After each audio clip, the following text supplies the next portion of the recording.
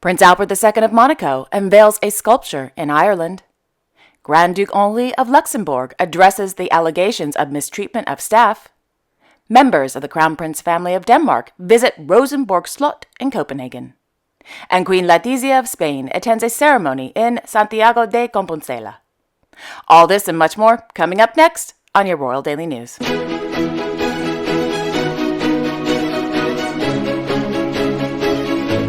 Well, good evening, everyone, and welcome to my channel. My name is Alexandra, and this is your Royal Daily News for March 16th, 2023. In Santiago de Compostela, Her Majesty Queen Letizia of Spain presided over an official ceremony on the occasion of World Rare Diseases Day, organized by the Federación Española de Enfermedades Raras, held at Palacio de Congresos. Established in 2008 by the European Organization for Rare Diseases, World Rare Disease Day is celebrated to raise awareness about rare diseases, which affect a large number of people around the world. The day is celebrated with various activities such as conferences, roundtables, sporting events, concerts, and awareness campaigns to disseminate information about rare diseases and promote research and access to appropriate treatments for people who suffer from them. The theme of this year's campaign is Make Time to Go Our Way, which aims to promote an international mobilization to curb the difficulties of equal access to diagnosis and treatment for these rare diseases. According to the Spanish Royal Court, during today's ceremony, Her Majesty the Queen gave a speech noting the challenges faced by people with rare diseases and their families, highlighting the importance of, quote, that there be equity in access to diagnosis, genetic tests, neonatal screening in all the autonomous communities, that coordination routes be implemented in the health system when the disease does not yet have a name, that the European Action Plan for Rare Diseases is promoted, that the specialty of genetics is recognized in our country, and that those who do not yet have a diagnosis and their families be considered as a differentiated group in the administration, end quote. After Her Majesty's speech, there was a dance performance and musical show, as well as a presentation of the 2023 FEDER Awards. The awards are presented to individuals and organizations in recognition of their outstanding work that, quote, promotes and favors access to diagnosis for the thousands of people who live with rare diseases or are seeking diagnosis, end quote. In Madrid, His Majesty King Felipe VI of Spain presided over a commemorative act on the occasion of the 30th anniversary of His Majesty the King receiving his law degree from the Universidad Autónoma de Madrid, held inside the Tomás y Valente Lecture Hall. Upon his arrival, His Majesty the King was warmly welcomed by several of his old classmates, professors, and the Dean of the Faculty of Law at UAM, Mr. Juan Arita. After posing for a commemorative photo and signing the Book of Honor, His Majesty the King and guests were ushered into the Tomás y Valente Lecture Hall, where the commemorative act began. In his opening speech, His Majesty the King reflected on his time at UAM, quote, from that first day of class, that October 18th, 1988, until the last exams in 1993, and when we received our title on May 26th of the following year, the collection of memories I have from that time is extremely valuable.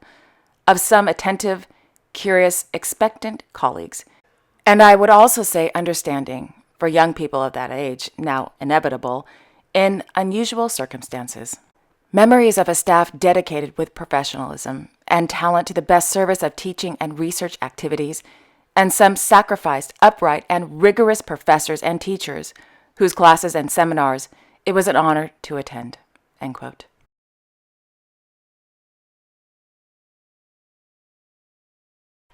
In Copenhagen, Their Royal Highnesses Crown Prince Frederick and Crown Princess Mary of Denmark, along with their children, spent the day at Rosenborg Slot, where their children were given an in-depth lesson about the fascinating history of the Danish monarchy. Moreover, the Crown Prince couple confirmed that the family has begun a tour of various museums and historical sites in Denmark, so their children have a better understanding of Danish history and culture. In their social media post, the Crown Prince couple wrote, quote, our children are not always equally excited about visiting museums, churches, or listening to history stories. It becomes easier when the storyteller has great empathy and when the story is about your own family. The monarchy is deeply rooted in Danish history and culture. History is an important cornerstone for understanding the times we live in, who we are as a people, and what binds us. Our children grow up with history on the walls and in the hallways, yet we as parents and the Crown Prince couple want to pass on history to the next generation and refresh our own in an exciting way. We have therefore started a series of tours of Danish castles and museums, where director Thomas Tholstrup from the King's Collection talks about Danish history based on Danish kings and queens through time. The first stop was Rosenborg Slot, where we heard about the Oldenburgs, and the time from the elective monarchy to the absolute monarchy to constitutional monarchy. And it was a great joy for all 6 of us." End quote.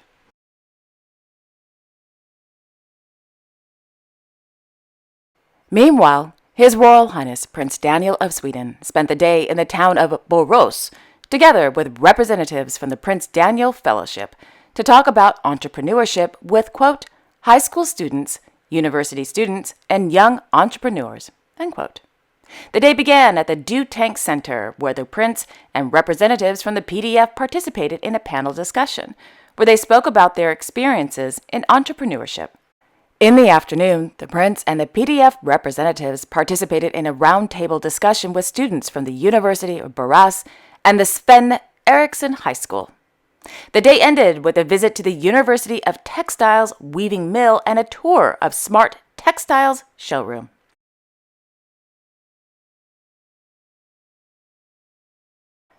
In Brussels, His Majesty King Felipe of the Belgians received letters of credence from newly appointed ambassadors to Belgium at the Palais Royal. The newly appointed ambassadors are from the Republic of Guinea, Kyrgyzstan, the Republic of the Philippines, and the Italian Republic. Each new ambassador to Belgium visits the Palais to present his or her letters of credence to the sovereign. The letters of credence is an official document in which a foreign head of state informs the sovereign that he or she has just appointed the ambassador as the official representative in Belgium. After receiving the letter, officiates his or her entry into office into Belgium. Meanwhile, Her Majesty Queen Mathilde of the Belgians and Her Royal Highness Princess Elizabeth of Belgium, Duchess of Brabant, concluded their official visit to Egypt. On their final day, Her Majesty the Queen and the Princess traveled to Al-Minya in Middle Egypt to visit the Dar al-Barsha project. According to a press release, the Dar al-Barsha project is an international and interdisciplinary research endeavor. Quote, launched in 1988 as a project of Leiden University, it is currently directed by Harco Willems from KU Leuven and Marlene de Meyer, Netherlands Flemish Institute in Cairo. The Dar al-Barsha project aims to provide a regionally focused analysis of the archaeology of the region around Dar al-Barsha, the southern limit being at Sheikh al-Sayed and the northern one in Dar Abu Hinis. A main focus of attention is the cemeteries at the desert fringe in this entire area, which spans the period between the Third Dynasty and the Greco-Roman period. End quote. Anyway, during today's visit to the project, Her Majesty the Queen and the Princess met with Professor Willems and Dr. de Meyer and students who are currently excavating and researching the site. The Dar al-Barsha is one of the 5 active archaeological sites in Egypt, where Belgians are conducting excavations in close cooperation with Egyptian authorities. The project offers, quote, important opportunities for young Egyptologists and archaeologists, end quote.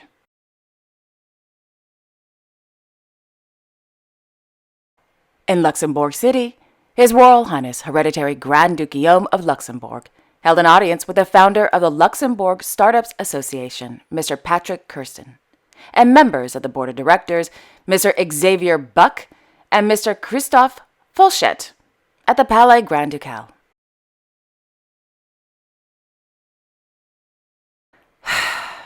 Well, the story of Her Royal Highness Grand Duchess Maria Theresa of Luxembourg and the alleged mistreatment of her staff over clothes last October just won't seem to go away. prior to returning home to Luxembourg after a state visit to Riga, Latvia earlier this week, His Royal Highness Grand Duke Henri of Luxembourg and the Luxembourg Minister of the Economy, Mr. Franz Foyet, held a press conference with the Luxembourg and Latvian press. Naturally, a journalist asked the Grand Duke about the recent allegations published in the newspaper Luxemburger Land about his wife, Grand Duchess Maria Theresa, who had yet another hissy fit and yelled at her staff again. So, to refresh your memory on what happened last October, well, on Friday, December 9th, 2022, the Luxemburger Land published an article about a verbal altercation that, quote, got out of hand, end quote, between the Grand Duchess and her maids during the weekend of October 29th, 2022. Allegedly, the Grand Duchess wanted to try on some clothes before a photo shoot for the wedding of Her Royal Highness Princess Alexandra of Luxembourg, which will take place in April 2023. Apparently, additional staff had to be called in because the regular maids and wardrobe staff reported being overwhelmed. On the following Monday, the Grand Duchess summoned the Marshal of the Court, Mr. Paul Durr, and his personal assistants to lecture them about, quote, poor organization, end quote. Poor organization of clothes. Oh, heavens to Betsy. Anyway, the Luxemburger Land reported that the concerned staff members were not defended against these accusations. Moreover, the maids and staff who were mistreated, allegedly, were, quote, transferred to another position for their own protection, end quote. Also, when the story was first published in Luxembourg, the Ministry of State confirmed to the news outlets in the Grand Duchy that the verbal altercation did in fact happen. So, 2 weeks later, the Prime Minister of Luxembourg, Mr. Xavier Bettel, marched straight to the Palais Grand Ducal to have a little chit-chat with the Grand Ducal couple, which also led to disagreements within the management committee of the Maison du Grand Duc, which is a house of the Grand Duke. Anyway, during the meeting, the Prime Minister also set an ultimatum and told the Grand Ducal couple that he will be, quote, monitoring the situation very closely, and he wants the issues resolved as quickly as possible, end quote. So, back to the Grand Duke and his press conference in Latvia. When asked about the incident and Prime Minister Bettel's little meeting that he had with the Grand Ducal couple, Grand Duke Henri replied, quote, I see the Prime Minister regularly, and we talk about everything. I think there is really no major problem, no. What was written in the land is not 100% correct. There have also been a lot of speculations. Yes, there have.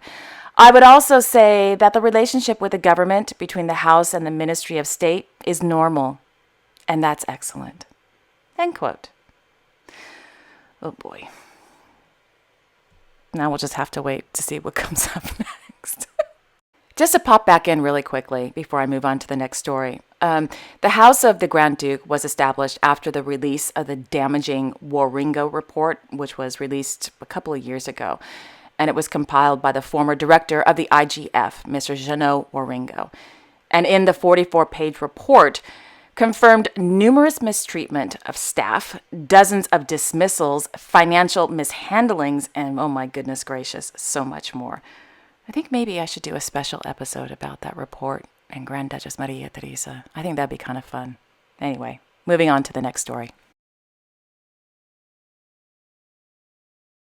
In Vlaar Dinge, Her Majesty Queen Maxima of the Netherlands, as patron of the Oranje Fund, met 4 social enterprises that are committed to combating loneliness.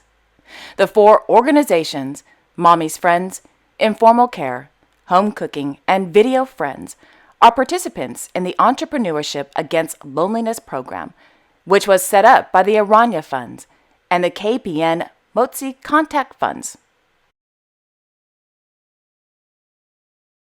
In Newport, County Mayo, Ireland, His Serene Highness Prince Albert II of Monaco unveiled a new sculpture of his late beloved mother, Princess Grace of Monaco. According to RTE, the art piece was created by, quote, Mark Rode, who worked from an image of the former Hollywood actress and Oscar winner, which was personally selected by the prince. The sculpture is situated close to Newport's landmark 7 Arch Viaduct. Prince Albert's visit was organized by the Newport Business Association as part of the Two Graces Project. End quote.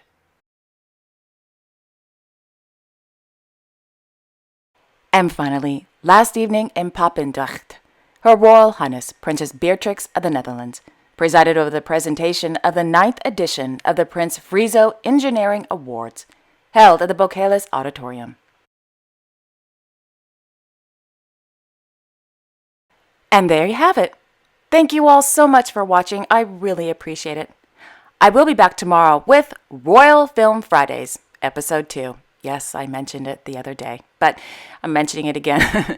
Every Friday, I have a new series on my channel called Royal Film Fridays, where I review and recommend some of the best and worst films, television series, and documentaries, including foreign language films, television series, and documentaries, for your viewing pleasure. So tomorrow, I hope you will join me. Until then, have a wonderful evening, everyone, and I will see you all tomorrow. Bye-bye.